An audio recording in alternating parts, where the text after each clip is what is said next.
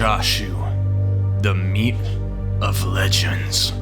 The succulent succubus lurking in ramen everywhere. Meat so beautiful, so delicious, all the body can do is sweat in anticipation. Today's video is about Chashu, not to be confused with char siu, which is the Chinese barbecue pork. Both are delicious, but both are different. Don't get it twisted. Let's begin. We'll be using scallions, garlic, ginger, and pork. Specifically, pork butt.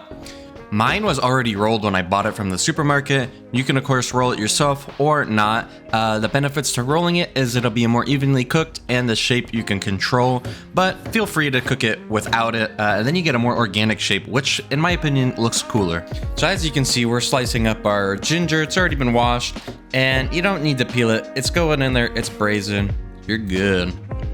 Next up is our scallions. We're just breaking these up into smaller bits and those are going in the pot too. Next we have garlic. And with the garlic, you're just gonna smash it up. And then you're gonna take off that wrapper, put it in the pot, same as the other ingredients. With the veg prep done, it's time to begin the sauce. Or marinade, or braising liquid, whatever you wanna call it.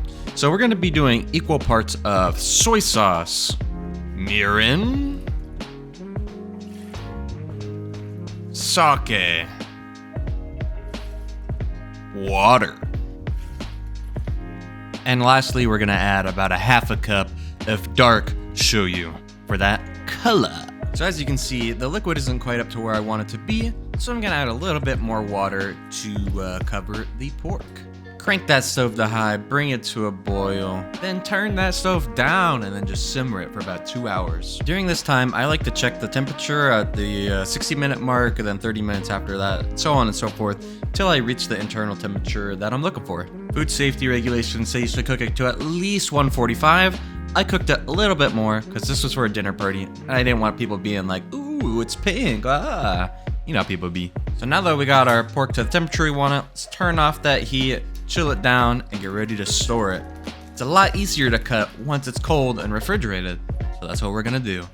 I'm gonna also take this opportunity to save the braising liquid in the bag with the meat so that that color kind of carries over and makes our meat even darker for when we slice it. Also, don't throw away this braising liquid, save it, cook chicken in it, make it your tare for a ramen. I don't care what you do, just don't throw this away. It's delicious, you should eat it, and it's kind of expensive to make, so might as well use it as much as you can. So we're gonna chill our chashu and come back when it's nice and cold so we can start slicing.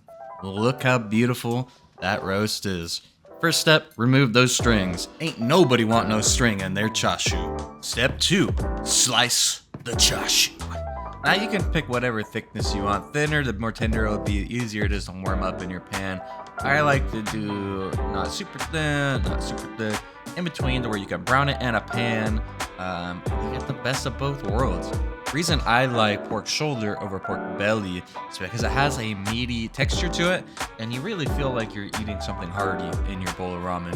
When you have pork belly and you cook it to where it's all gelatinous, it looks beautiful, sure, but it doesn't really offer the textural variety that I enjoy in a bowl of ramen. Taste test.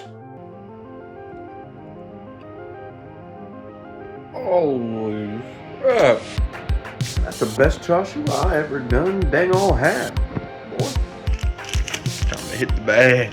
If there's one thing my braised pork-induced psychosis can tell us, it's that chashu truly is delicious. I will now show you the easiest bowl of ramen that whenever I was abroad and I couldn't read a menu, I would always order this. Chashu men.